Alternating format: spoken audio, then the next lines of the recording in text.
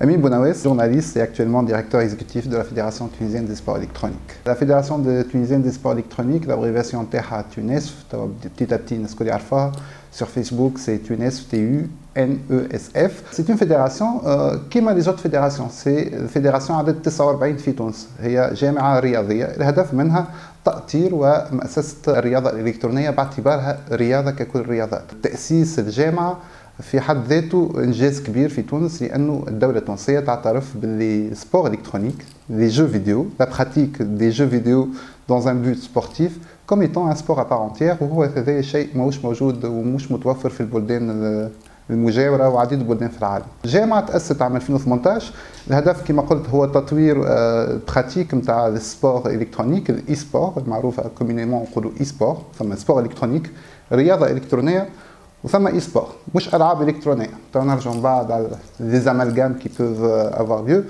دونك الرياضه الالكترونيه الفيدراسيون يلزمها تطورها كيفاش تطورها حسب القانون التونسي قانون الهياكل الرياضيه اللي ينظم انضمام الجمعيات للجامعات الرياضيه هذاك علاش خدمنا تو عندنا عام باش نقنعوا الجمعيات الكبار كما الترجي الرياضي التونسي النادي الافريقي نادي الصفاقسي ليتوال استاد ما نجمش نذكرهم الكل باش ما ننساش دونك الجمعيات الرياضيه في تونس ما شاء الله هما عديدين برشا انهم يعملوا فروع للرياضه الالكترونيه كما عنده فرع فوتبول ولا فرع فولي الجمعيات هذه عملت فرع للرياضه الالكترونيه باش تستقطب الشباب تعطيهم الاطار باش يمارسوا الهوايه نتاعهم اللي هي اليوم ولات رياضه وهكاك ننهضوا بشويه بشويه بالقطاع نتاع الرياضه الالكترونيه اللي برشا زاد يسميوه جيمنج العاب الكترونيه فما برشا مفاهيم داخله بعضها في السيكتور هذا.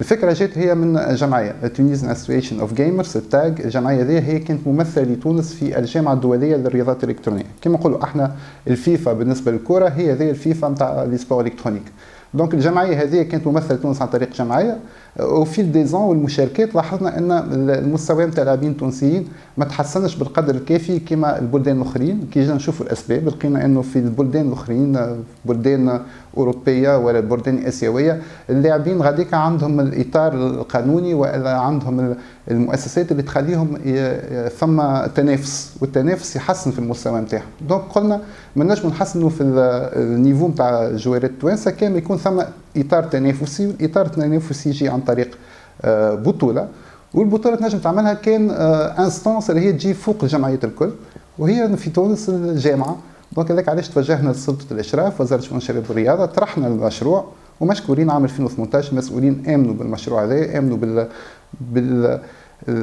الآفاق اللي نجم تحلها اعتبار الرياضه الالكترونيه كرياضه كامله المعايير هذاك علاش خذينا التاشيره عام 2018 وبدينا نخدموا حتى توا عام 2020 بالنسبه للبروجي نتاعنا نحن عام 2020 الحمد لله ثم 12 جمعيه انضموا للجامعه بال 12 جمعيه هذوما قاعدين نستقطبوا في اللاعبين ناخذوا في اللاعبين اللي في وسط الجمعيات وانطلاقا من عدد اللاعبين ووجودهم في كل اختصاص باش نعملوا بطولات وطنيه في الاختصاصات اللي فيها عديد اللاعبين نعطي اكزامبل نشوفوا باري 12 جمعيه كان كل جمعيه عندها زوز لاعبين من فيفا ونعملوا بطوله في فيفا كيف في بي اس ولا تيكين ولا الالعاب الاخرى ليج اوف ليجند احنا تو دخلنا في مرحله ان نحضروا الاجازات اللاعبين عام 2020 ان شاء الله باش يكون ثم أول عام تنشط فيه الجامعة قرابة 500 مجاز في عديد الاختصاصات في الجامعة التونسية للرياضات الإلكترونية. فيما عدا البطولات الوطنية نحبوا نعملوهم مع الجمعيات التونسية نحبوا نكونوا ممثلين لتونس في عديد التظاهرات العالمية والإقليمية هذاك علاش عندنا بطولة دولية باش تصير في المغرب نهار 28 29 مارس القادم تونس باش تكون ممثلة عن طريق المنتخب الوطني المنتخب الوطني اللي هو يمثله جمعية الترجي الرياضي التونسي وجمعية الترجي الرياضي التونسي كانت ربحت في الدورة الترشيحية خاطر عملنا دورة باش نختاروا انهم احسن زوز لاعبين في فيفا 2 ضد 2 ربحوا لاعبين الترجي الرياضي التونسي هذاك علاش هما باش يكون لهم شرف انهم يلبسوا ماريو المنتخب في المغرب نهار 28 29 مارس. فما بوليميك كبيره في العالم وفي بلادنا فيما يخص لي جو فيديو الالعاب الالكترونيه عندها ارتباط عضوي باللي جو فيديو لي جو فيديو خلينا نقولوا اني سي ان برودوي كولتوريل كيما لي زوت برودوي كيما الافلام كيما لي سيري تي في هي في العالم توا اول موان دو ديفيرتيسمون في العالم هذه حاجه حاصله ما نجموش نغيرها كيما اي برودوي في العالم ليكسي منه ينجم يعطي نتيجه معاكسه كما ليكسي في الخدمه مش باهي، ليكسي في الرياضه في الكوره مش باهي. دونك هنا ثم زوز مسؤوليات، ثم مسؤوليه المجتمع وقت اللي اي شاب ولا ادوليسون ولا طفل يكونسومي ان برودوي كولتوريل. انت كي تاخذ فيلم، الفيلم يبدا مكتوب عليه قد ابارتيغ دو كالاج باش تتفرج فيه. الالعاب الفيديو كيف محدده بالقانون. من بعد لهنا ثم التأطير. انت نحن في تونس برشا والدين فما الضغط نتاع الخدمه، الضغط نتاع النيفو دو في وكل شيء، كي ولده يقلق ولا حاجه يعطيه تابليت ولا يعطيه سمارت فون يقعد يلعب. وفي دو طون الطفل يولي يساتاش ولا طفل يساتاش اللعبه هذيك ولا السمارت فون، يقول ولدي مدمن، يولي هو يخاف. واحنا وهذه حاجه بشريه، اي حاجه ما نعرفوهاش نخافوا منها. دونك انا نصيحتي انه الوالدين يلزمهم الساعه يأطروا ولادهم اللي يلعبوا، ويزيدوا يدخلوا معاهم في اللعبه، يعرفوا اللعبه، يعرفوا شنو باش يعرفوا شنو البرودوي كولتوريل اللي قاعد ولدهم يستهلك فيه.